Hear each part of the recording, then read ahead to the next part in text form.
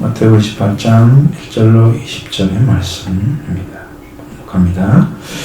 안식이 다 지나고 안식 후 첫날이 되려는 새벽에 막달라 마리아와 다른 마리아가 무덤을 보러 갔더니 큰 진이 나며 주의 전사가 하늘에서부터 내려와 돌을 굴려내고 그 위에 앉았는데 그 형상이 번개 같고 그 옷은 흰같이 희건을 지키던 자는 이를 무서워하여 떨며 죽은 사람같이 되었다.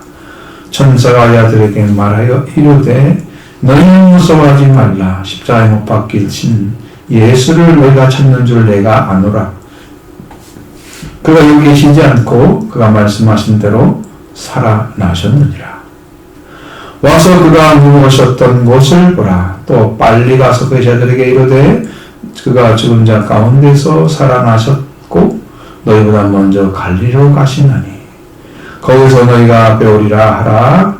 보라 내가 너희에게 이르느니라 하거늘 그 여자들이 무서움과 큰 기쁨으로 빨리 무덤을 떠나 제자들에게 알리려고 다름질할세. 예수께서 그를 만나 이르시되 평안하냐 하시거늘 여자들이 나아가 그 발을 붙잡고 경배하니 예수께서 이르시되 무서워하지 말라. 가서 내 형제들에게 갈리로 가라 하라. 거기서 나를 보리라 하시니라. 여자들이 갈 때에 경비병 중 몇이 성에 들어가 모든 된 일을 대제사장들에게 알리니 그들이 장로들과 함께 모여 의논하고 군인들에게 돈을 많이 주며 이르되 너희는 말하기를 그의 자들이 밤에 와서 우리가 잘 때에 그를 도둑질하여 갔다 하라. 만일 이 말이 총독에게 들리면 우리가 권하여 너희로 근심하지 않게 하리라 하니 군인들이 돈을 받고 가르친 대로 하여 쓰니 이 말이 오늘날까지 유대인 가운데 두루 퍼지니라. 11 제자가 갈릴리에 가서 예수께서 지시하신 산에 이르러 예수를 배웠고 경배하나 아직도 의심하는 사람이 있더라. 예수께서 나와 말씀하여 이르시되 하늘과 땅의 모든 권세를 내게 주셨으니 그러므로 너희는 가서 모든 민족을 제자로 삼아 아버지와 아들과 성령의 이름으로 세례를 베풀고 내가 너희에게 분부한 모든 것을 가르쳐 지키게 하라. 볼지어다 내가 세상 끝날까지 너희와 항상 함께 있으리라 하시니라. 아멘. 자, 예수님께서 무덤에 묻히셨습니다. 그 무덤은 아리마대 요셉의 바위 속에 판 자기 새 무덤이었습니다. 그 예수님은 죽임을 당하시고 다시 살아나실 것이라고 말씀하십니다. 또 부자의 무덤에 관련돼서 이사야 53장에 예언되어 있지만 부자인 아리마대 요셉의 바위 속에 판 새 무덤에 묻히실 것이다 이렇게 예언되어 있진 않아요. 성경에서. 근데 그러나 분명한 것은 예수님 스스로 이 세상에서 죽임을 당하시고 부활하실 것이라고 말씀을 하시는 거예요. 이것이 핵심이죠. 그리고 살아나신 후에는 너희보다 먼저 갈리로 갈 것을 말씀하시는 거예요. 자, 여기 마태복음 26장 31절부터 2절 말씀에 보면 그때 예수께서 아들에게 이르시되 오늘 밤에 너희가 다 나를 버리리라. 기록된 바 내가 목자를 치리니 양의 떼가 흩어지리라 하였느니라. 그러나 내가 살아난 후에는 너희보다 먼저 갈릴리로 가리라. 꼭 이 말을 하는 거예요. 갈릴리로 가리라. 너희보다 먼저 간다는 거예요. 왜 먼저 가야 될까요? 갈릴리로 먼저 가야죠.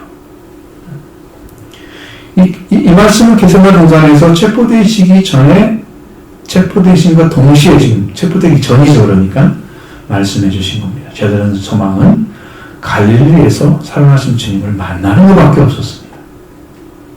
그게 최종적인 거예요. 마태복음 16장 20절에 21절에 보면 이 제자들에게 경고하사 자기가 그리스도를 아무에게 알리지 말라 하시니라. 그때부터 예수 그리스도께서 자기가 예루살렘에 올라가 장로들과 제자들과 서기관들과 서기관들에게 많은 고난을 받고 죽임을 당하고 제3일에 살아나야 할 것을 제자들에게 비로소 나타내시니 이렇게 있습니다. 예루살렘에서 고난을 받고 죽임을 당하고 제3일에 살아난다. 제자들에게 처음으로 말씀하신 거예요. 두 번째는 마태복음 17장 22-23절에 갈릴리 일대 제자들에게 예수님께서 말씀하십니다. 인자가 장차 사람들의 손에 넘겨져 죽임을 당하고 제3일에 살아나리라. 그랬더니 제자들이 매우 근심했다. 기록되어져 있습니다. 세 번째는 마태복음 20장 17절 19절에 예수님께서 예루살렘 올라가려 하실 때에 12제자를 따로 데리고 가셔서 보라 우리가 예루살렘 올라가나니 인자가 대장들과 서기관들에게 넘겨져서 그들이 죽이기로 결의하고 이방인들에게 넘겨주어 그를 조롱하며 채찍질하며 십자가에 못 박히게 할 것이냐 제3일에 살아나리라. 계속 살아나는 걸 얘기하시는 거예요. 세 번째 순환 예고에서 예수님 했던 말씀은 분명히 갈리로 가라는 말씀 아니 그런 말씀이 없어요. 세 번째까지도 예수님은 갈리로 먼저 갈 것이라는 말씀 하지 않으세요. 그냥 살아나길 말씀하시는 거예요. 왜 그럴까요? 제자들이 그까지 혼돈스럽잖아요. 어떻게 돼서 우리가 갈리로 먼저 가 있어야 되나? 어떻게 해야 되나? 혼란스럽죠? 안 가르쳐 주죠. 그러니까. 왜? 그 일이 이루어진 다음에 가게 만들어야 돼. 근데 갈리로 간다는 말은 미리 말씀하셨어요? 제자들이 그 말을 기억하고 있을까요? 그 두려움 속에서? 기억 못하고 있겠죠? 못했을 것입니다. 혼란스러웠어요. 부활하실 것에 대해서 말씀하셨는데 너희보다 먼저 갈리로 가리라는 말씀은 세 번 예고에서 나타나지 않습니다. 구체적으로 갈리로 가리라고 하신 말씀은 그러나 너희가 살아난 후에 너희보다 먼저 갈리로 가리라 하시는 마태복음 26장 31절에 처음 나오는 거예요. 왜 먼저 갈리로 가신다고 하셨을까요? 바로 우리는 이 해답을 찾아가는 것입니다. 안식일이 지나고 안식 후 첫날 이르는 새벽에 막달라 마리아와 다른 마리아가 무덤을 보려고 달려갔습니다. 자, 1절로 4절의 말씀입니다.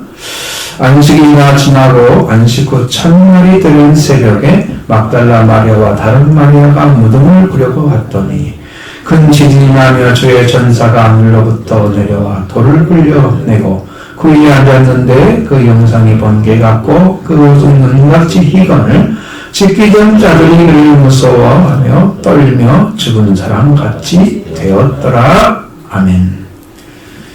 자, 안식 후 첫날이 되는 새벽 시간은 아직 6시가 되어가고 있는 6시 전의 시간을 하고 있는 것이죠.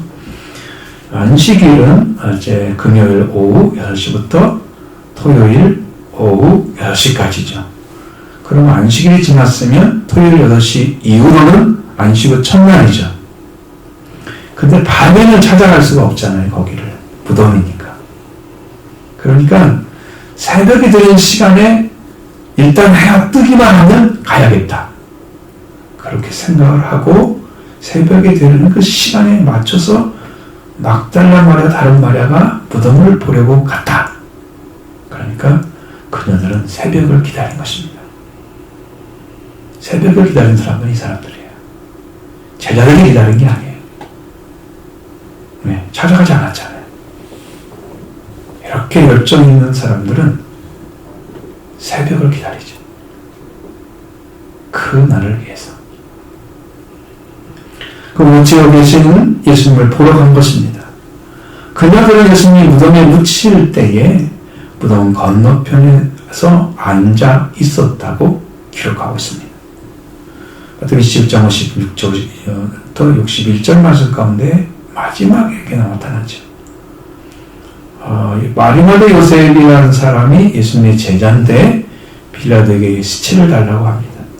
빌라도가 내주라고 명령하죠. 그 요셉이 시체를 가져다가 깨끗한 세마포로 싸서 바위 속에 파는 자기 새 무덤에 넣어두고 큰 불을 올려 무덤 문에 놓고 갔습니다. 닫은 게 아니죠, 문을. 그리고 거기 막달라 마리아와 다른 마리아가 무덤을 향하여 앉았더라. 알고 있었죠? 어떤 무덤인가. 이 이렇게 막달라 마리아와 다른 마리아가 무덤 반대편에 앉아 있었다는 기록은 예수님을 향한 사랑, 그를 죽음에까지 달려가는 신실한 마음이 있었기 때문입니다. 예수님을 따르고자 하는 그들의 마음이 아주 찡하게 전해지는 그런 장면이죠. 다른 사람은 몰라도 그녀들은 예수님의 죽음을 향하여, 무덤을 향하여 앉아 있었다는 거죠. 여러분, 누가 무덤까지 가보고 싶겠어요? 죽었는데 그냥 그것을 끝이지. 이렇게 많이 보겠죠? 예수도 할 수가 없구나, 졌구나, 이렇게 보겠죠? 근데 죽고 져서 일단 죽음에 들어간 그 예수님을 끝까지 사랑하는 사람, 죽음까지 쫓아간다. 그렇죠? 그러던 그녀들이 예수님의 무덤을 보러 새벽 시간에 갔던 것이죠. 근데 그것은 이미 큰 지진이 났고 주의 전사로부터 내려와 돌은 굴려졌고 그 돌 위에 주의 전사가 아직도 앉아 있었다. 안 떠나고. 이미 다 끝났는데요. 왜? 주의 전사가 나타나는 이유는 메시지가 있기 때문입니다. 여러분, 성령으로 주는 메시지도 있고 전사를 통해 주는 메시지도 있습니다. 근데 이 영상이 번개 같다고 했습니다. 그 옷은 눈같이 휘어졌어요. 자, 항상 번개처럼 모습은 빛이 번쩍번쩍 나오는 의미이죠. 번개가 치는 것처럼. 옷은 흰 빛을 뿜어내고 있습니다. 그게 얼마나 크게 두려웠겠어요.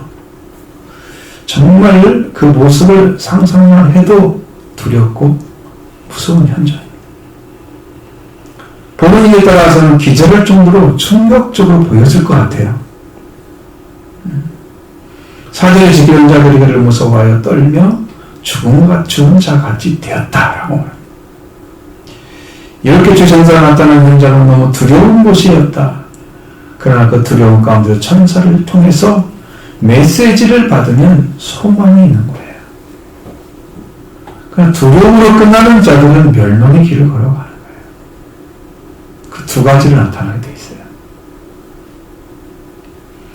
천사가 나타났는데 말 한마디 못 들었다. 의미 없는 거죠? 주 천사가 이들에게는 너무 무서워서 무서워하지 말라고 이야기합니다. 5절로 7절의 말씀 같이 봅니다. 천사가 여자들에게 말하여 이르되 너희는 무서워하지 말라. 십자가에 못 박히신 예수를 너희가 넣는 줄을 내가 아노라. 그가 여기 계시지 않고 그가 말씀하신 대로 살아나셨느니라. 와서 그가 누우셨던 곳을 보라. 또 빨리 가서 그의 제자들에게 이르되 그가 죽은 자 가운데서 살아났고 너희보다 먼저 갈릴리로 가시나니 거기서 배우리라 하라. 보라 내가 너희에게 이르느니라 하거늘. 아멘. 천사가 여기에 말하는 거죠. 너희는 무서워하지 말라. 누가 무서워했다는 거예요? 경비병들이 무서워했다는 거죠. 대조적이죠? 경비병들한테는 무서워하지 말라 안 하죠? 너희는 무서워하지 말라. 무덤을 지키고 있는 자들이 무서워 떨며 죽은 자같이 되었던 것을 말하고 있는 거예요. 이 무덤을 지키는 자들은 예수님을 훔쳐가고 부활되었다고 사실 속임수를 쓸 것을 예상한 대장들과 바리새인들이 보낸 무덤을 지키는 경비병이었습니다. 예수님의 부활을 예측하거나 영적인 어떤 목적이 있어서 무덤을 지키는 자들이 아니었지요. 그런 자들이 그들이 무덤을 지키는 것은 대장들과 바리새인들이 보낸 자들이었기 때문에 지키는 거지. 그런데 주의 전사가 왔을 때 그들은 무서워 떨며 죽은 자같이 되고 말았습니다. 영적인 것이라고는 예수님의 부활 때문에 왔다고 하면 주의 전사가 메시지를 주었을 거예요. 하나님 그를 받아서 막달라 마리아와 같이 주었을 거예요. 그래서 무덤을 지키는 자들이 아니고 예수님을 향해 앉았던 그녀들이 무덤을 찾아왔기 때문에 너희는 무서워하지 말라고 그들과 같이 무서워하지 말라고 말씀해주고 있는 것입니다. 이후 주의 전사는 그들에게 십자가 못 박힌 예수님을 찾는 너희가 찾는 줄을 아노라 라고 합니다. 주의 전사가 그들이 십자가에 못 박힌 예수님을 찾고 있었다는 걸 알았다는 것입니다. 지금은 부활되셔서 이미 부활을 이루셔서 계시지 않는 그분인데 지금도 십자가에 못 박힌 예수를 찾고 있는 거예요. 시간이 안 맞죠? 늦잖아요. 여러분 시간이 안 맞다는 건 뭔 말이에요? 영적으로 여러분 예수 그리스도가 이미 오셨는데 안 오셨다고 믿고 있는 사람들이 시간이 안 맞죠? 구약적 신앙이죠? 시간이 안 맞아요. 이루어진 걸 안 믿고 예전에 있던 것만 믿어요. 시간이 안 맞아요.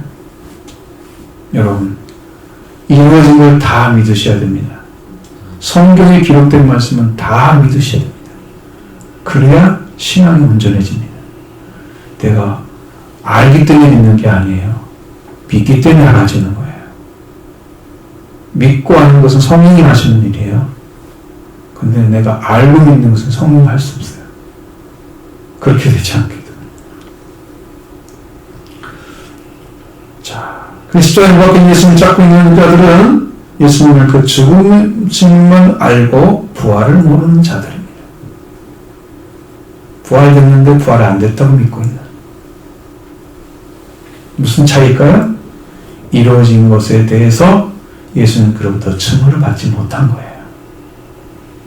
그래서 십자가에 못 박힌 예수님만 찾는 것이죠.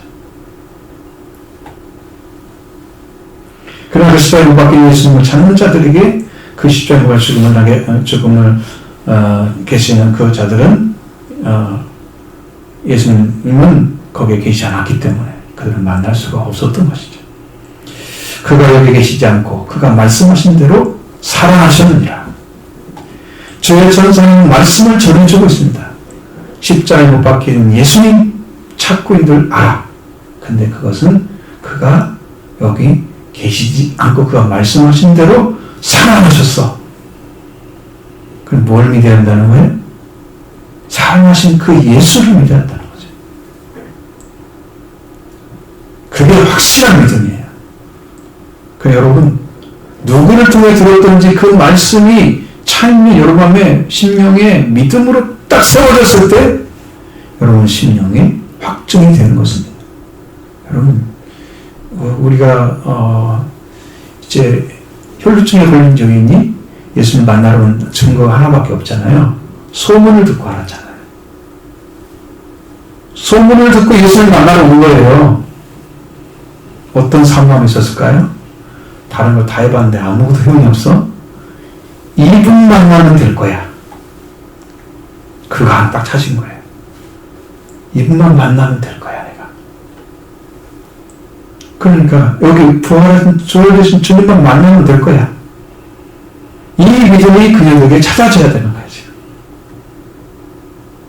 거기서 말씀하시는 거죠. 그 믿음을 지키고 있는 자들은 헛수고를 하고 있었습니다. 그 믿음을 전하는 그들도 헛수고를 하고 있었습니다. 그런데 중요한 사실은 예수님을 부활되지 못하고 지키는 자들과 그 예수님을 찾는 자들의 차이는 뭐냐? 주의 전사를 통해서 예수님의 부활의 말씀을 듣느냐 듣지 못하느냐의 차이가 나는 것이다. 엄청난 거죠? 엄청난 것입니다. 무덤을 지키는 자들은 주의 전사가 전해주는 예수님의 말씀에 대해서 말씀을 듣지 못하지만 그 무덤을 찾아온 여자들의 부활에 대해서 예수님의 천사들의 말씀을 듣고 있는 것입니다. 예수님의 죽음에 참여한 자들에게 부활하신 주님은 주님을 주신다는 사실을 보여줍니다. 그들의 소망이 무엇일까요? 그녀들은 십자가에 못 박혀서 죽은 시체로 세마포로 쌓여져 있는 것을 보고 싶었을까요? 아니면 그곳에 계시지 않고 그 말씀대로 살아신 예수님 만나고 싶었을까요? 전자죠. 이렇게 간 것은. 그러나 그들은 아직 부활하신 예수님을 만나는 것은 알지 못하고 있었기 때문에 그녀들에게 천사가 말씀하도 사랑하셨다고 분명히 말씀해 주는 거예요. 왜? 이게 간접적인 거잖아요. 우리가 지금 복음서를 읽어 예를 들어서 여러분이 직접 가는 시대가 아니죠. 근데 그때 말을 듣고 있잖아요. 간접적인 거죠. 이거 누가 가르쳐줘야 돼요? 성령이 가르쳐주는 현재가 되는 거예요. 왜? 성령은 그때도 계셨고 지금도 계셔요. 동일하게 증거하고 계셔요. 말씀도 동일하게 믿게 하세요. 그러니까 이런 말씀이 들려줘야 되는 거죠. 여러분에게도 오늘 우리 예수님의 말씀을 주목해야 됩니다. 그가 하신 말씀대로 되지 않는다면 우리는 믿을 이유가 없죠. 그가 말씀하신 대로 행하면 그것으로 우리가 상자가 되는 생명을 얻기 때문에 믿어야만 되는 거죠. 예수님이 변하셔야만이 우리가 새 생명을 얻게 됩니다. 그러니까 그가 말씀하신 대로 되면은 그가 말씀은 거짓이 없는 거예요. 그가 말씀대로 되지 않으면 우리는 믿을 수가 없는 거예요. 이게 너무 차이가 나죠. 근데 그가 말씀하신 대로 살아나셨다고 말씀하고 있습니다. 마태복음 16장 21절, 마태복음 17장 32절, 20장 19절의 마지막에는 제3일에 살아나리라. 제3일에 살아나리라. 여러분도 이 말씀을 같이 해봅시다. 제3일에 살아나리라. 제3일에 살아나리라. 여러분 정신 차려 드려야 돼요. 이 말씀 대충 들었다 없진 않는 게 없어요. 예수께서 운명당하시고 증명당하신 제3일에 살아나리라. 말씀하신 대로 살아나시면 믿을 수 있는 것이고 살아나지 않으면 우리는 그 말씀을 신뢰할 수가 없습니다. 말씀하신 대로 이것이 그 하나님 우리가 믿는 그 말씀하신 대로 행하실 것이기 때문이죠. 그래서 믿는 거예요. 그런데 문제는 뭔지 아세요? 그 믿음이 하나님이 주신 말씀으로 세워지게 되면 여러분 안에 그 말씀이 강력한 능력을 발휘하면서 이루어지는 거예요. 그런데 그것이 어떻게 나타나느냐면 사랑으로 나타나요. 그래서 사랑으로 역사하는 믿음뿐이니라. 사랑으로. 그가 여기 계시지 않고 그가 말씀하신 대로 사랑하셨다고 전해주는 천사는 와서 누우셨던 것을 보라고 말합니다. 그러면 그 증거가 남아있어야 하는데 그것은 세마포가 거기 있었을 거예요. 근데 그 자들은 들어가지 않았죠. 그보다 더 중요한 증거는 뭡니까? 예수님이 시신을 안치하셨을 때 그 여자들이 무덤의 건너편에 앉아 있었다는 사실이죠. 저 무덤에는 누가 있다고 생각하고 왔어요? 예수님이 시신이 있다고 생각하고 왔어요. 그것보다 더 강력한 증거가 없죠? 근데 와서 보라는 말보다 더 정확하고 강력한 증거는 자기들이 봤잖아요. 무덤에 넣는 시신을 봤잖아요. 그러니까 거기는 예수님이 계시하면 되는 거야, 지금. 네, 막달라 마리아, 다른 마리아가 이미 생각하여서 무덤에 묻히는 장면을 봤기 때문에 그래서 안식일 첫날 그 무덤을 찾아간 거잖아요. 부활의 주님이 부활의 주님을 믿었다면 무덤을 찾아가지 않죠. 무덤을 찾아가지 않죠. 부활의 주님을 찾겠죠. 기도를 통해서. 어디 계시는지 찾겠죠. 무덤을 찾아가지 않습니다. 확실하게 그녀들은 무덤이 확실하고 그곳에 예수님이 죽임을 당한 채 묻혔을 것을 생각하면서 갔을 것입니다. 그런데 뜻밖의 주의 천사를 만나고 주의 천사를 전부하게 있는 예수님을 찾는 것을 알고 그가 여기 계시지 않고 말씀하신 살아나셨느니라 와서 그 예수님을 보라고 말씀을 전해주고 있습니다. 그리고 주의 천사는 또 빨리 가서 그 자들에게 이르되 그가 죽은 자는 살았다고 살아나셨고 너희보다 먼저 갈릴리로 가시나니 거기서 너희가 배우리라 하라. 보라 내가 너에게 일렀느니라. 이 말씀을 전해주는 거예요.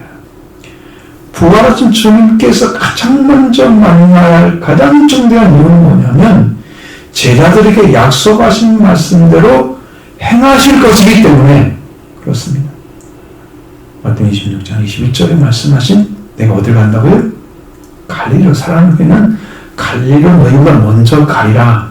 이 말씀을 이루어야 하기 때문에 그래서 그걸 믿지 않을 수도 있는 제자들에게 이 여자를 통해서 또 말씀하시는 거예요. 그럼 여러분은 그 말을 듣고 분명히 제자들 향해서 가겠죠. 당연히 갈 것입니다. 근데 예수님을 또 만날 이유가 있잖아요. 왜 그랬어요? 제자들에게 이루어진 말씀이 다르기 때문이에요. 제자들을 예수님이 형제로 부하셨기 때문에 영적 부활이 일어났습니다.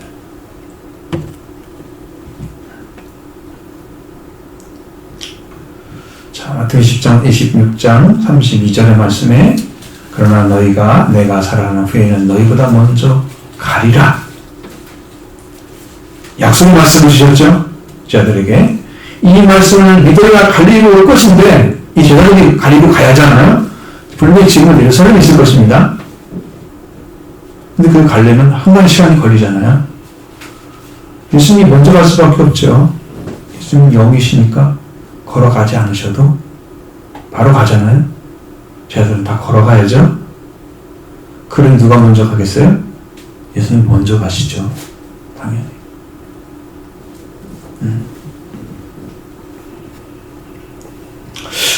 자, 주의 전사는 그녀들에게 부활하심에 대해서 분명하게 전해주셨고 또 그녀들에게 예수님을 믿고 예수님을 만나서 예수님을 전해야 할 제자들에게 이 살아나신 예수님을 전해주어서 그들이 갈릴리로 가야 하기 때문에 급한 일이 아닐 수가 없습니다. 그러니 저들이 갈릴리로 가야 하기 때문에 시간들을 감안하면 적어도 몇 시간 걸어서 가야 하기 때문에 급한 시간에 그날 가서 만나기로 했으니까 부활을 하신 살아나신 바로 만난다고 그랬으니까 급한 시간이죠. 그래서 새벽에 온 그녀들에게 저들이 빨리 알리라고 한 거예요. 얼마나 급한지. 사람이 없잖아요. 만나는 사람. 그런데 한 가지 더 중요한 사실이 있습니다. 8절로 10절의 말씀을 보십니다. 그 여자들이 무서움과 큰 기쁨으로 무덤을 떠나 빨리 떠나 예수 여자들에게 알리려고 다름질할세. 예수께서 그들을 만나 이르시되 평안하냐 하시거늘 여자들이 나아가 그를 붙잡고 격려하니 예수께서 이르시되 무서워하지 말라 가서 내 형제들에게 갈릴리로 가라 하라 거기서 나를 보리라 하시니라. 아멘. 여자들이 무서움과 큰 기쁨으로 빨리 무덤을 떠나서 제자들에게 알리려고 다름질했다. 그랬습니다. 그 여자들은 주의 천사를 보았기 때문에 무서움을 느꼈습니다. 그리고 주의 천사들에게 들었던 말씀 때문에 큰 기쁨을 얻었습니다. 이 무서움과 두려움이 같이 있는 거죠. 무서움과 기쁨이 같이 있었던 것입니다. 그리고 무덤을 빨리 떠나 제자들에게 다름질을 했습니다. 그들이 발빠른 걸음을 달려고 했을 때 예수님께서 갑자기 그들을 나타납니다. 이것도 놀라운 무서움이죠. 무서울 수밖에 없죠. 달려가고 있는데 탁 서버려요. 갑자기 멈추면 브레이크를 잡아야 하잖아요. 무서웠겠죠. 무엇을 것입니다. 그 예수님 한 말씀은 평안하냐? 이 말씀이 헬라어 동사는 이 명령형입니다. 평안하냐? 이 말은 아니고 만약에 평안하냐고 물어봤다면 평안하라 이 명령형이에요. 의문문이 아니에요. 문법을 찾아보면 명령으로 되어 있는데 여기는 의문으로 써 있잖아요. 평안하냐고 묻고 있잖아요. 마치 인사말처럼 그렇게 말하고 있잖아요. 근데 여기에 카이루라는 단어는 기뻐하다, 즐거워하다 랍니다. 그러니까 뭐라고 해야 돼요? 예수님 하신 말씀은 뭐라고 해요? 기뻐하라 아니면 즐거워하라 라는 말이에요. 예수님을 만났으니까 기뻐하라고 명령하시는 거예요. 부활한 예수님을 만났으니까 기뻐하라는 것입니다. 그 만난 기쁨이 충만해야죠. 부활하신 예수님을 만났어도 기쁨이 없다? 뭐예요 그게? 평안하는 얘기가 아니에요. 원은 카이루가 그런 말이에요. 기쁨이란 말이에요. 기뻐하다. 거기에 명령이니까 주님께서 기뻐하라. 이렇게 명령을 내리셨죠. 그러니까 이때 음성을 들은 자들이 예수님께 나와서 그를 붙잡고 경의를 표했다. 경배했다는 말은 경의를 표하다. 발을 붙잡고 절을 했든가 어떻게든 간에 그 예수님을 경의를 표했던 거예요. 뭐 경배한다는 말은 막 발을 붙잡고 막 어떻게 해야 경배하는 거예요? 앞쪽에서 막 절을 해야 되나요? 아니고 경의를 표하다는 말 더 정확한 의미예요. 왜? 존경하신 분이잖아요. 존경할 정도가 아니지만 우리말로 더 경건하게 그분에게 경의를 표할 수 있는 단어가 없어요. 또 다른 단어가 뭐가 있어요? 없잖아요. 경의를 표한다는 최선 단어란 말. 주님께 기뻐하는 음성을 들은 자들이 발을 붙잡고 경의를 표했습니다. 그들은 주님의 부활을 이제 직접 경험을 한 거예요. 거기 무덤에 들어가지 않았는데 부활이었다고 말씀하셨는데 그 말씀하신 주님이 지금 나타난 거예요. 이제 만났습니다. 이제 주님 만난 거예요. 주님 발을 붙잡고 경의를 표하는 예수님 말씀하십니다. 무서워하지 말라. 가서 너희들에게 갈리로 가라 하라. 예수님 또 어디가 목적입니까? 예수님의 제자들의 문제입니다. 내 형제들이 가서 갈리로 가라고 말 좀 해달라고. 또 안 올지도 모르잖아요. 잊어버릴지도 몰라. 예수님, 스승인 예수님이 보호해 주셨는데 그분이 돌아가신 제자들이 무슨 힘이 있어요? 마치 양떼와 같이 흩어져 있겠죠? 그러니 갈리로 가는 것이 두려울 수도 있습니다. 그게 단순한 얘기가 아니에요. 우리는 왜 그렇게 어려운 일까지지만 그렇지 않아요. 그래서 먼저 무서워하지 말라. 주의 천사만에서 첫 마디가 뭐예요? 너희는 무서워하지 말라 했습니다. 주의 천사, 온영으로 매달려 천사, 그 영으로 온 자를 봤을 때 육체를 가진 사람이 영으로만 된 그 자를 보면 두려웁니다. 그리고 모습이 너무 다르잖아요. 번개, 모습이 번개와 형상이. 그 옷이 막 하얗게 빛을 뿜어내고 있는데 얼마나 처음 본 경험. 천사가 대면하기 때문에 무서운 거죠. 그러나 천사가 가진 모습이 두려우면 더 확대시켰습니다. 그냥 천사의 모습이 그렇게 두렵기 때문에. 그러나 우리가 주 예수님 돌아가신 예수님을 만났을 때 돌아가신 것을 보았고 또 그런 무덤에 지금 또 보았죠. 그 예수님은 영이 아니고 몸의 부활입니다. 예수님 부활은 무슨 부활이라고요? 영의 부활입니다. 예수님의 부활은 영의 부활입니다. 그래서 여러분 우리는요 영도 죽고 몸도 죽잖아요. 그러니까 예수님의 영의 부활을 영을 성령을 통해서 예수님의 부활을 통해서 영을 받아야 되고요. 그 다음에 예수님의 몸을 받아야 이 몸도 삽니다. 우리 것은요 이미 다 사망 선고 받은 몸이에요. 영도요. 그래서 새로 태어나야만 되는 거예요. 내 영이 예수를 통해서 새 영으로 태어나셔야 돼요. 몸도 이미 사형 선고 받은 몸이기 때문에 이 몸이 땅에 묻혀야 되겠죠. 불에 타지죠. 사라지죠.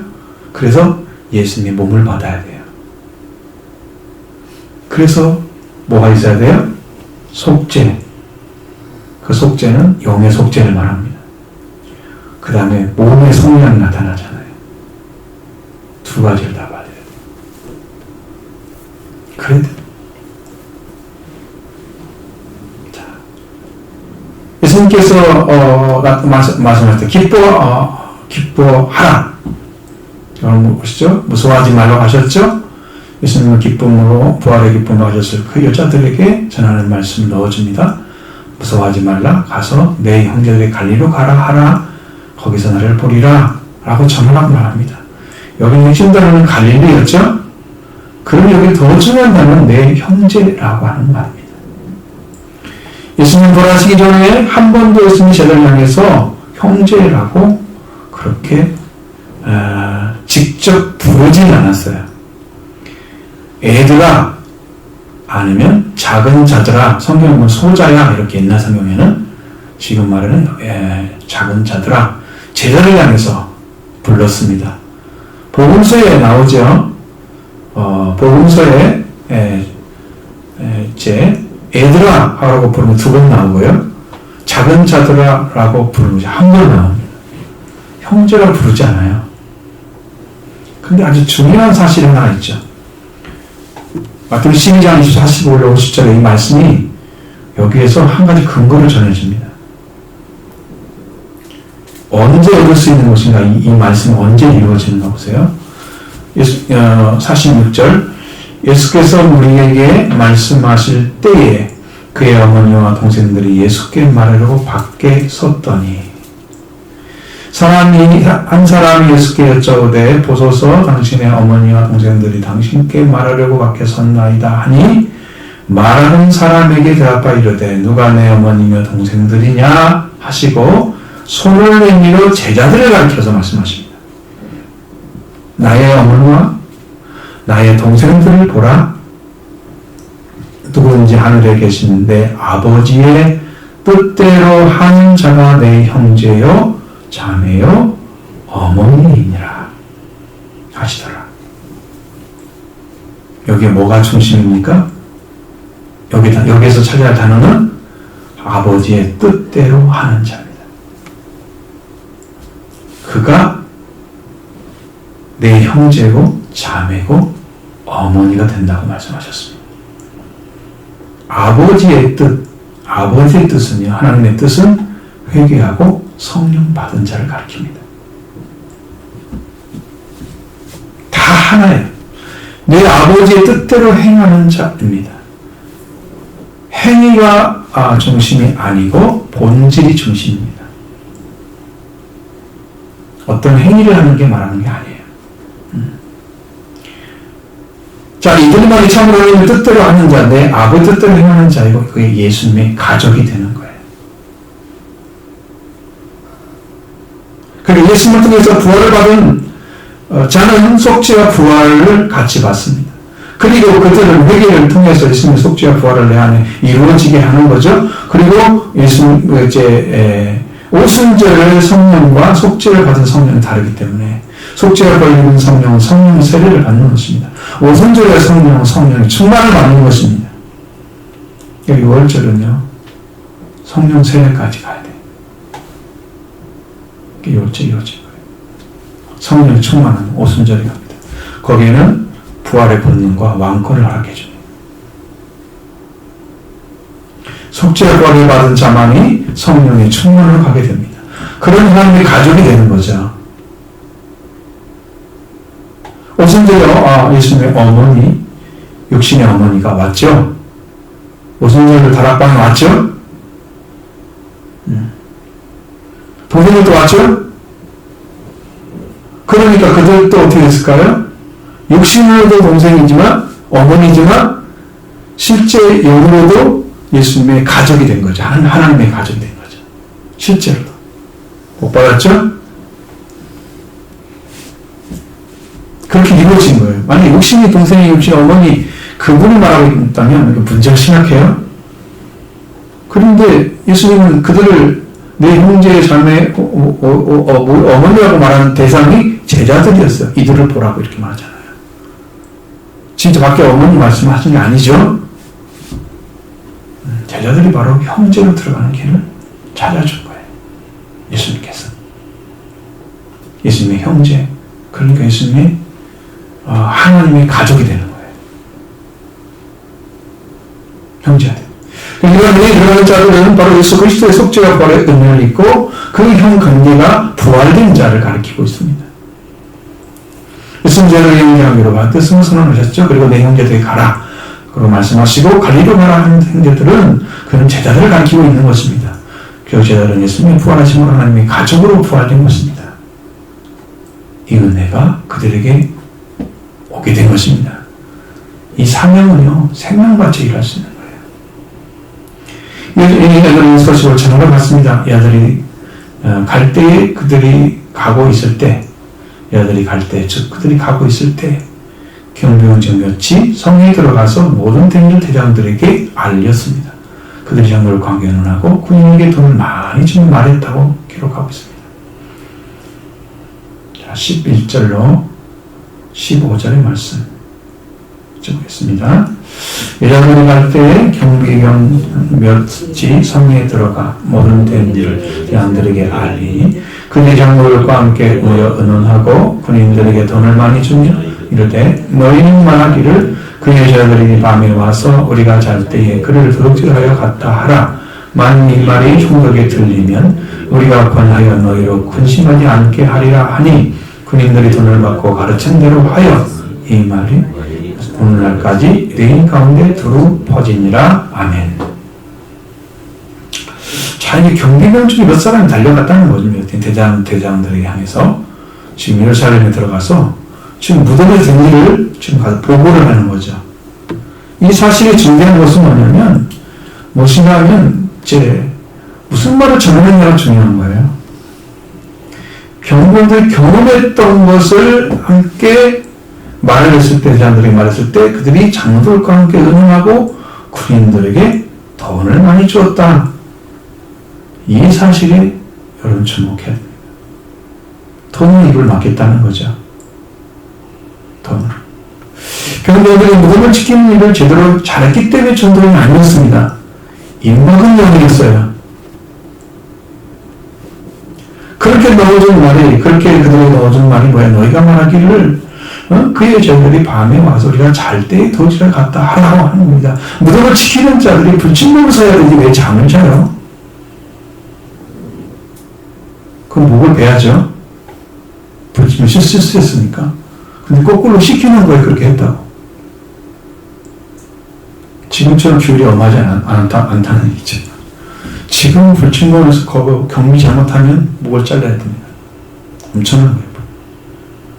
전투에 지더라도 경비 못하면 그건 최악이에요. 군대에서는. 근데 이게 허점이잖아요. 그걸 말하는 거예요. 밤에 잘 때 가려. 그 두 번째, 만약에 이 말이 총독에 들리면 우리가 그는 너희로 근심하지 않게 하리라고 했습니다. 예수님은 총독에게 십자가 못 박게 하기를 강하게 요청했던 자들이 누굽니까? 바로 이 사람들이잖아요. 대장들, 바리새인들. 총독은 이 피고를 나는 너희가 당하라 하고 채찍질을 해서 십자가로 내어줬잖아요. 그리고 그들 무덤을 그들이 직접 예수님을 무덤에 넣지는 않았지만 부자 아리마대 요셉이 큰 돌을 돌려놓고 그 앞에 놓았을 때 큰 돌로 인봉을 한 사람들은 그 경비병들이었어요. 그리고 예수님께서 다시 살아난다는 말을 해서 총독이 허락을 받아서 경비병을 무덤에 배치하게 했죠. 그걸 못하게 했다고 하면, 그걸 잘못했다고 하면 총독에게 이 대장들과 사람들이 신뢰를 잃을 수 있겠죠. 관계를 끊을 수 있습니다. 위험한 상태죠. 그러니까 우리가 말을 잘해서 이렇게 할 테니까 나도 이렇게 말해. 대상에게. 이렇게 말하라. 총독에게 무덤을 지킨 자들이 실패한 것이 아니고 잘 때에 그를 도둑질했다고, 쟤들이 도둑질했다고 이렇게 말할 것이다. 너희도 그렇게 말하라고. 그럼 대장들과 총독에게도 대장들에게도 아무런 문제가 없이 자신은 했던 일을 성공하지 못했지만 최선을 다했다. 결과를 얻었다고 자화자찬하려. 우리는 최선을 다해서 아무 문제가 없다고. 그리고 지금 막고 있잖아요. 근데 돈을 받은 군인들이 가르친 대로 이야기를 했던 것이 예수님이 부활하신 해가 AD 26년쯤 될 거예요. 그럼 마태복음 기록할 때가 AD 60년에서 70년 아래예요. 그때까지도 그때 했던 얘기가 전해지고 있었던 것을 마태가 알고 있었다는 거죠. 성령께서 가르쳐 주는 거죠. 적어라. 소문이 나고 있다는 거죠. 아주 간략하게 지금 적어놓은 거예요. 그때까지도 그 소문이 들어오고 있다. 그러니까 부활주님 통해서 모였던 사람들이 얼마나 많은지 모르겠는데 이런 말들이 지금도 돌고 돌았다라는 사실을 마태는 그대로 폭로를 시키는 거예요. 왜? 사실을 알려주기 위해서. 예수님의 부활을 알려주기 위해서. 예수님을 지시하는 사람의 제자들을 만났던 것을 성경에 말씀하고 있습니다. 16절로 20절에 말씀 보십니다. 11 제자가 갈릴리에 가서 예수께서 지시한 산에 이르러 예수를 배웠고 경배하나 아직도 의심한 사람이 있더라. 예수께서 나와 말씀하여 이르시되 하늘과 땅의 모든 권세를 내게 주셨으니 그러므로 너희는 가서 모든 민족을 제자로 삼아 아버지와 아들과 성령의 이름으로 세례를 베풀고 내가 너희에게 분부한 모든 것을 가르쳐 지키게 하라. 볼지어다 내가 세상 끝날까지 너희와 항상 함께 있으리라 하시니라. 아멘. 이 말씀은 예수님이 마지막 절을 통해서 선교를 선포하신 말씀입니다. 갈릴리에 있는 산, 주님께서 지시하신 산에 11명의 제자들이 왔다. 그 산은 다볼산 아니면 팔복산이라고 합니다.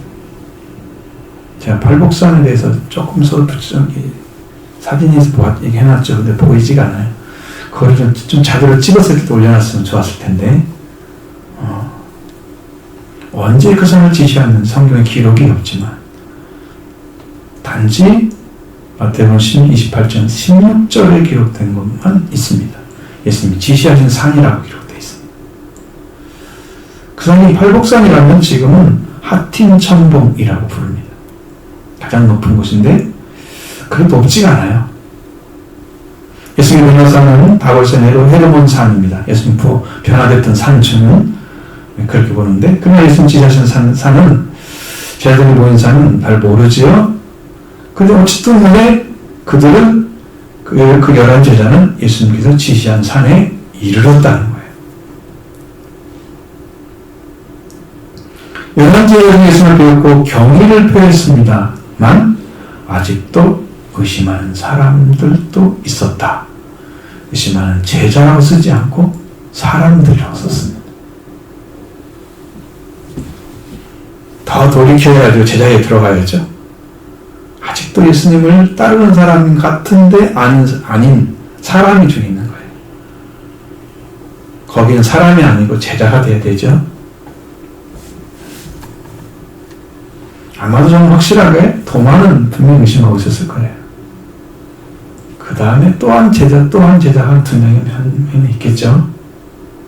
의심한 사람들도 있더라. 예수님께서 이제 접근해서 말씀하기 시작합니다. 첫 번째로 권세에 대해서 말씀하셨습니다. 하늘과 땅의 모든 권세를 내게 주셨으니. 하늘과 땅의 모든 권세는 예수님께서 가르쳐 주신 아버지의 뜻이 하늘에서 이루어진 것처럼 땅에서도 이루어지게 하소서 말씀이죠. 기도합니다. 기도 내용입니다. 이런 기도와 같이 하늘과 땅의 권세를 받으신 분만이 하나님의 뜻을 땅에 이룰 수가 있습니다. 그러니까 예수님이 그 권세가 없으시면 하늘에 있는 것만 하고 땅에는 못하는 거죠. 하늘에서와 땅의 권세가 다 예수님께 왔습니다. 그가 이제 모습은 인간이지만 그가 하나님이시거든요. 마지막 우리가 부활절 다 올라갈 때 그분은 하나님으로 올라가실 것입니다. 지금은 아직도 아들로 계시고, 왜? 우리 때문에 왕으로 계시고, 지금도 대제사장으로 계시고, 선지자도 계시고, 사도로 나타나는 히브리서에는 지금도 구원의 창시자로도 계시고, 믿음의 주에 온전케 하신 예수, 그 나타나죠. 그러나 하늘과 땅의 권세가 다 예수님께 집중되어 있기 때문에 하늘을 이룬 것처럼 땅에서 이루어지게 하는 권세를 사용하실 것입니다.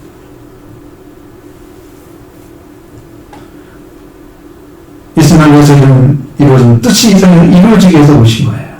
가장 중요한 하나님의 뜻은 하나님께서 보낸 자를 아들을 통해서 말씀을 믿고 행하는 자로 완전하게 하나님과 관계가 회복되는 자를 말합니다.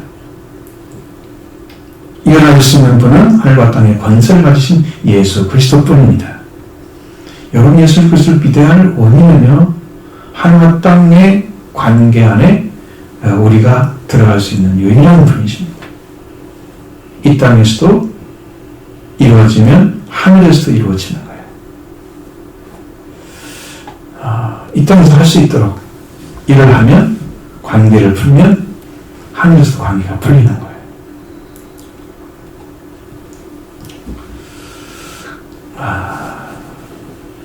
이것을 하실 수 있는 분은 하늘과 땅의 권세를 받은 예수 그리스도뿐입니다.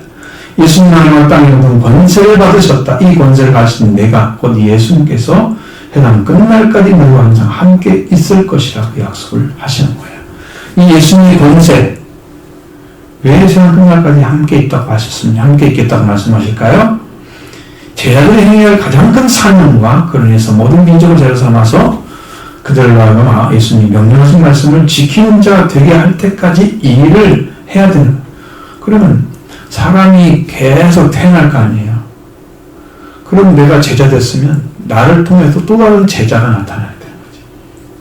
그러니까 우리는 제자를 가르치는데, 예수님을 따르게 하는데 초집중을 해야 되는, 교회는 그리스도께 인도하여, 사람들 그리스도께 인도하는 자녀가 회복되게 하고, 우리가 그거 하잖아요. 여기를 초집중을 해야 교회가 이 사명을 감당하는 거예요. 그래서 성경 공부도 하고 기도도 시키고 그래야 되는 거예요. 이거 하지 않으면 교회는 교회로서 사명을 잃어버린 것입니다. 너희는 여기서 가서 너희는 가서 라고 먼저 말씀하시죠. 이 간다고 하는 단어는요, 포리오라는 단어입니다. 가다, 여행하다, 나아가다, 걷다, 행하다 이런 말이지만 문법은 뭐냐면 분사, 명령형이에요. 과거, 성대, 디포넌트예요. 동사예요. 아주 복잡해요. 근데 이 단어의 뜻은 뭐냐면 특별한 방향으로 혹은 특별한 의도를 가지고 가는 것을 말합니다. 모든 민족에게 달할 수 있겠어요? 사람 한 사람이? 못 가져요. 여러분 여기 전주에 산다고 해서 전주를 다 가봤습니까? 안 가본데 훨씬 많죠. 내가 아는 것만 알잖아. 그럼 어디 찾아오라면 어디 잘 모른다고. 안 가봤어요. 우리가 다 가려고 하면 특별한 의도를 가지고 주님이 보내는 곳에 가야만 거기를 갈 수가 있는 거예요. 가서라는 단어는 그냥 가는 게 아니고 주님께서 나에게 분명한 의도가 있기 때문에, 특별한 의도가 있기 때문에 나를 보내신 거예요, 거기를. 그러니까 간다는 말은 보내를 받는 건데 내가 가기는 누가 해요? 내가 하기 때문에 간다고 하는 거예요. 보내시는 분에 의해서 나는 가는 존재예요. 아시죠? 무슨 말인지? 보내셨으니까 나는 가는 거예요. 특별한 의도를 가지고 가서. 이게 주님의 명령입니다. 방향은 주님이 정하시는 거예요. 어디 가서 어떤 일을 할지. 여러분, 우리는요, 전부 다 선교사와 같습니다. 교회에서 모였죠? 흩어지잖아요. 그럼 흩어지는 성도들이 선교사와 같은 일을 해야 돼요. 여러분, 가정으로 보내지는 거예요, 교회에서. 가정의 선교사가 되는 거예요. 가는 거예요, 자기죠. 특별한 관계이잖아, 자기 가정은요. 그쵸? 특별한 관계죠? 다른 사람이 섞일 수 없는 관계잖아요. 그 안에 가서 못 살죠? 손님 보면 빨리 가야죠? 며칠 있으면 눈치 보잖아요? 특별한 관계에 있는 사람은 그렇지 않아요. 계속 살아도 돼요. 그죠? 그러니까 그 도를 가는 사람들. 여러분, 가정의 선교사이죠. 가는 방향으로 하나님께 보내시는 걸 특별하게 가라면 그걸로 가야 돼요. 지금 이것은 이 교회의 이런 문화를 받는 회개를 전하는 게 특별한 의도죠? 그걸 가지고 가는 거예요. 이 분명한 부분, 특별한 방향으로 가게 하셨다면 저와 여러분은 부르신 곳에 가서 지금 사역을 해야 되는 거예요. 내가 사는 곳이에요. 사도들이 가게 하신 것은 성령의 지시함으로 특별한 의도를 가지고 예수의 십자가 부활로 이루어진 그 이름 전하는 회개를 전하게 하시는 거예요. 지금 여러분들이 복음을 듣고 있는 것은 그냥 주어진 것이 아닙니다. 하나님께서 이 지역에 사역을 하시는 작은 예배를 짓게 하고 사역하시는 선언하게 하는 것은 하나님의 의도로 특별한 곳으로 보내려 하는 거예요. 교회는 아무데나 세워지는 게 아니에요. 그러니까 내가 교회 해야지 자기 의도로 가는 게 아니에요. 특별한 선언을 하세요. 주님 보내신 거예요. 그래서 여러분은 지금 말씀을 듣고 있는 거예요. 이 길을 걸어가는 길을. 그리고 주님께서 보내신 방향이 모든 민족이었습니다. 보내신 그곳에는 어느 민족을이라고 말하지 않고 구분하지 않고 가서 너희가 특별한 의도로 보내게 되면 너는 가서 제자를 삼는 일, 그리고 제자를 삼는다는 의미는 제자가 되게 하라는 의미입니다. 제자가 되게 하는 일을 향해서 가는 거예요. 특별한 의도를 가지고. 모든 민족이 제자가 되게 하라는 명령은 예수님께서 제자를 부르시고 이제 속죄를 하시고 부활을 하시고 그들에게 마지막으로 주시는 명령이에요. 이것을 행하게 하려고 주님께서 그들을 부르셨던 것입니다. 저들을 가리키는 단어는 마세테스라는 단어예요. 만단어에서 왔습니다. 배우는 자예요. 제자들은 배우는 자예요. 학습자를 가리킵니다. 그 말씀을. 그러니까 여러분 성경을 통해 배우죠. 그 다음에 성경의 예수님에게서 배우죠. 그 다음에 더 깊어지면 성령에게서 배우시는 거예요. 그러면 예수님 가르친 말씀이 직접 와서 알려지는 거지. 그 배움까지 가야 여러분 가서 복음 전하겠죠. 그러나 여러분 지금 집에 가는 목적은 뭐예요? 지금 배운 말씀을 가지고 그 마음으로 주님을 사랑하는 마음을 가지고 가는 거예요. 선교사가 되셔야 돼요. 특별한 걸 가지고 모든 자들이 다 그리스도 안에 돌아오도록 이를 행하시는 것입니다.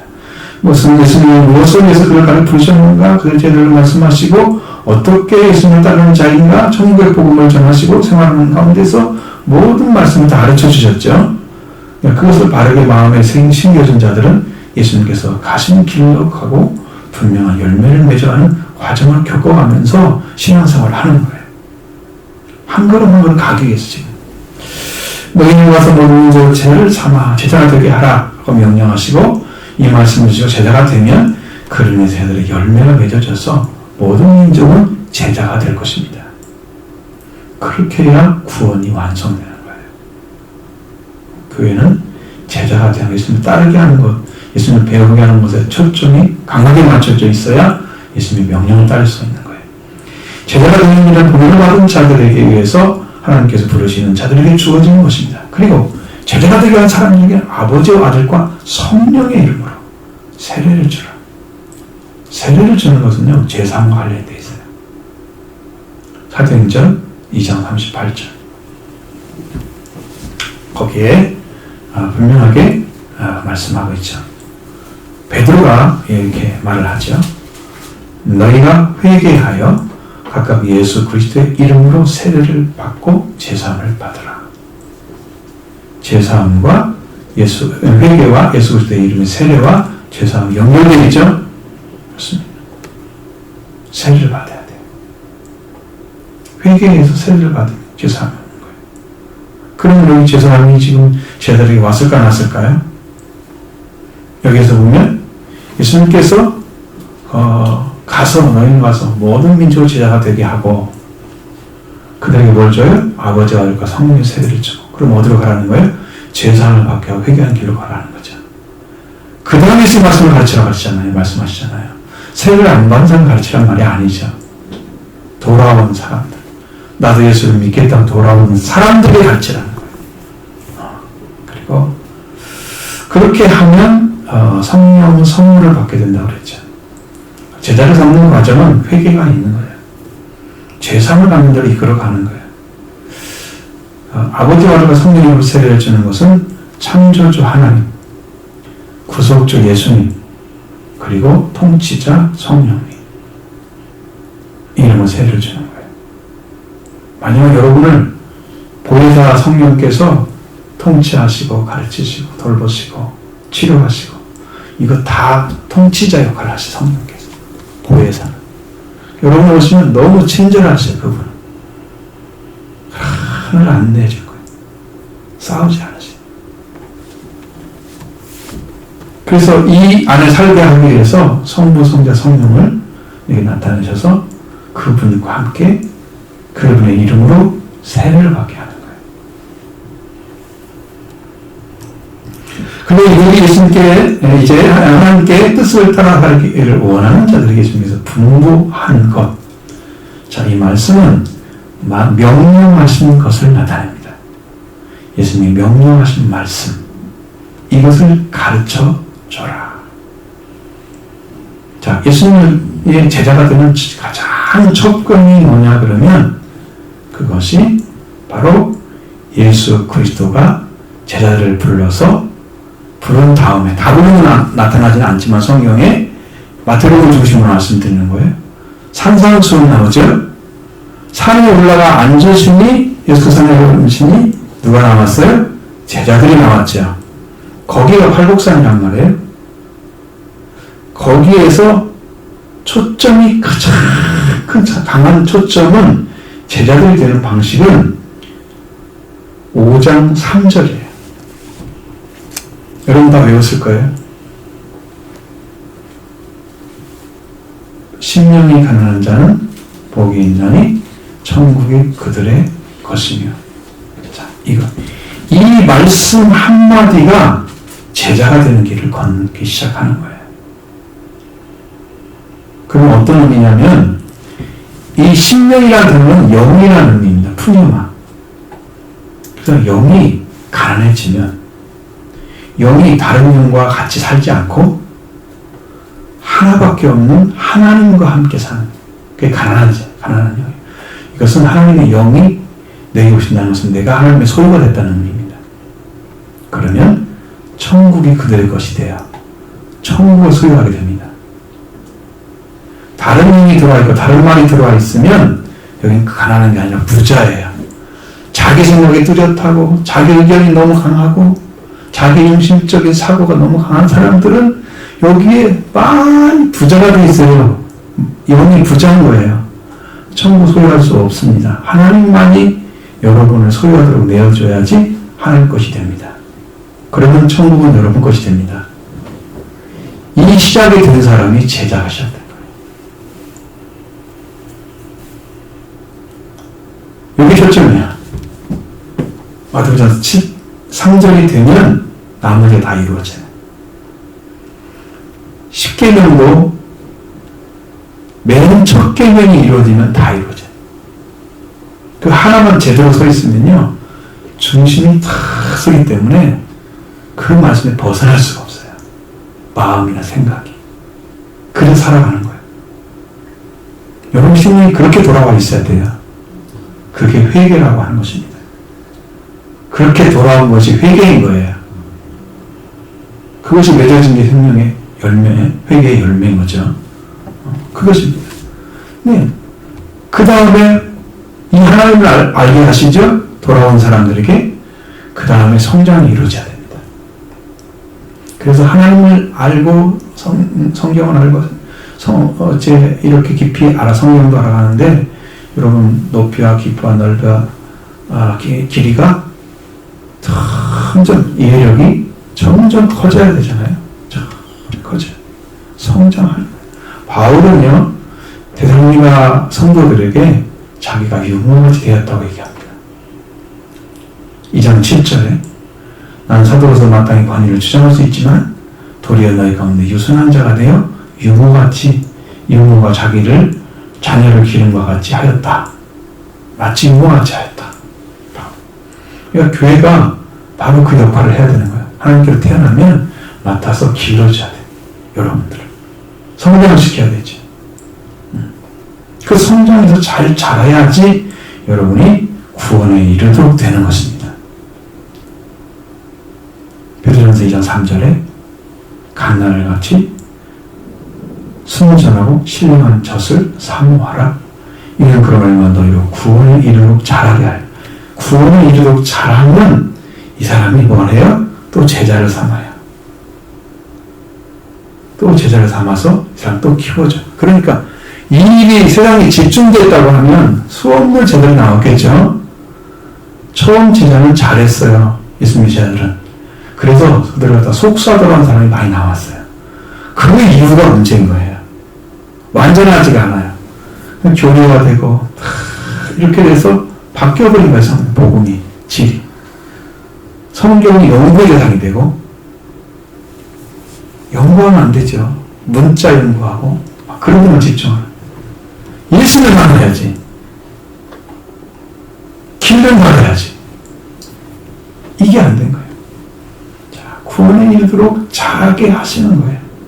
이 자라게 하시는. 그러면 이 태어난 사람들은 하나님의 말씀으로 태어난 거예요. 제자들이 하나님의 말씀으로 속죄와 벌의 은혜를 입고 그 간단한 정권을 자도록 하는데 영적 성장을 시켜주는 일을 계속 해야 되는 거예요. 그래서 양육이라는 게 나오죠. 응? 제자에는 양육이라는 게 나와야 돼요.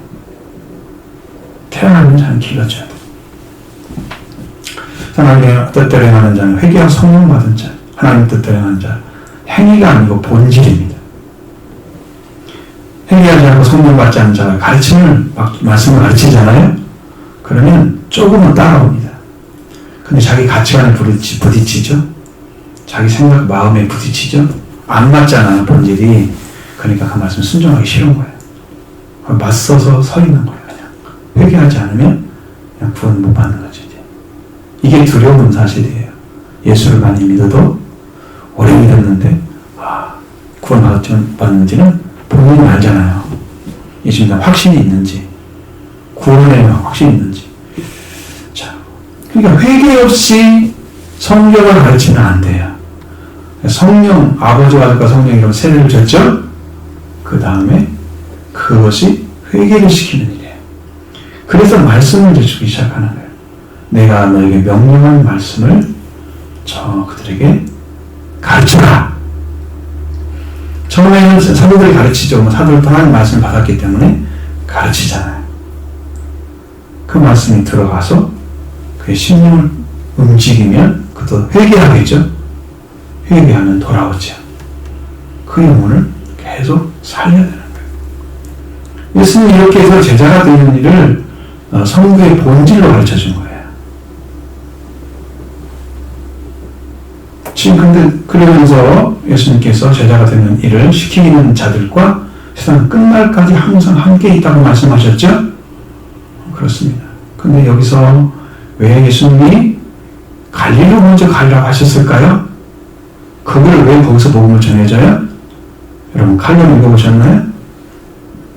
거기에 답이 있습니다.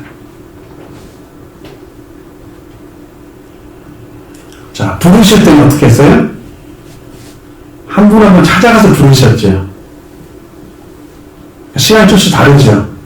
여기 가서 부르고 저 가서 부르고 그래서 12명을 불렀단 말이에요. 근데 갈릴리만 가라고 했어요. 그럼 가룟 유다는 어디 사람이에요?